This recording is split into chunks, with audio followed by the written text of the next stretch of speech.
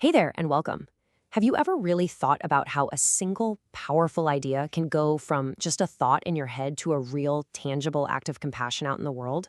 Well, today, we're going to dig into a framework that maps out that exact journey, tracing a path from one idea all the way to a meaningful human connection.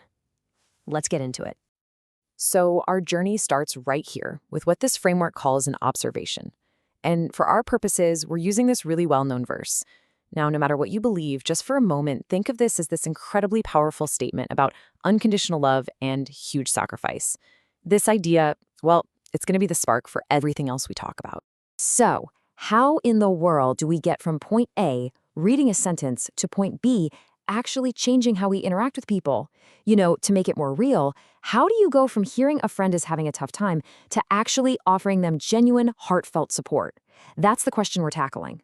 We're going to follow this path together, step by step, starting inside our own heads and moving outward. The first step on this path, interestingly enough, isn't about doing anything out in the world at all. It's about turning inward. Before we can really act with compassion, we kind of have to get a handle on what an idea or any situation really stirs up inside of us. And that all starts with our feelings. So let's just take a beat here. When you think about an idea of profound, selfless love, what's your gut reaction? What feeling pops up first? Or think about that friend who's struggling. What's the first thing you feel? This framework really encourages us to just pause for a second and notice those feelings without judging them. Thinking about an idea like ultimate generosity, that can stir up some really powerful stuff, right? It might make you feel this deep sense of gratitude. Or maybe you feel kind of humbled by the scale of it. Or maybe it just plants this little seed of hope inside you. These feelings, they're like the first signposts on our journey. Okay, so we've got these feelings, but we can actually go a layer deeper.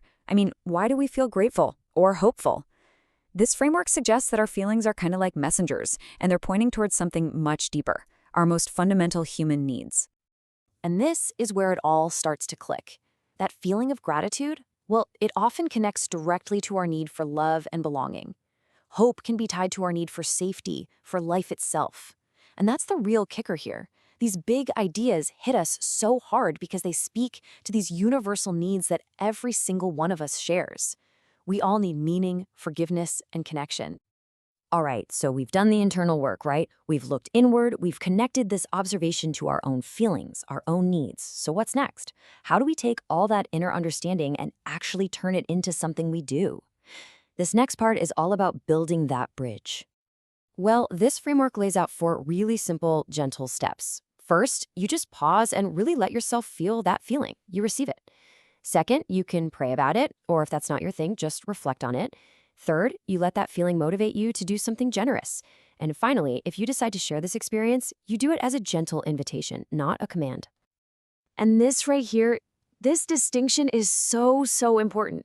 We're talking about compassionate action, which is the total opposite of pressure. It's about sharing from a place of genuine generosity, not from a place of judgment. It's about offering an idea like it's a gift, with no strings attached, and definitely no "you must believe this now" vibe. Okay, so this leads us to the final and honestly probably the most important piece of the whole puzzle. When we do decide to connect with other people, how do we do it in a way that actually builds bridges instead of putting up walls? The secret ingredient, as you might guess, is empathy. And the framework gives us some awesome, super practical tips for this. Instead of making these big, sweeping statements, you just speak from your own experience using I language. So with that struggling friend, it's about saying, I feel so sad hearing you're going through this. You open the door for conversation, but you don't force it. And the big one, you listen first. Really listen, just to understand their story, their feelings, their needs. And that really gets to the heart of it, doesn't it? When you follow this path, the end goal isn't about winning an argument or changing someone's mind. It's about building a real, honest-to-goodness human connection that's based on those universal needs we all share. The goal with your friend isn't to fix them, but simply to connect with them. So I'll just leave you with this final thought to chew on. This whole framework really boils down to a massive shift in how we approach things, moving from broadcasting our own ideas to actually receiving others, from judging to just trying to understand. Imagine for a second the conversations we could have, the relationships we could build, if we all just made a conscious choice to listen, not for our turn to talk, but to truly, deeply understand. What do you think would change?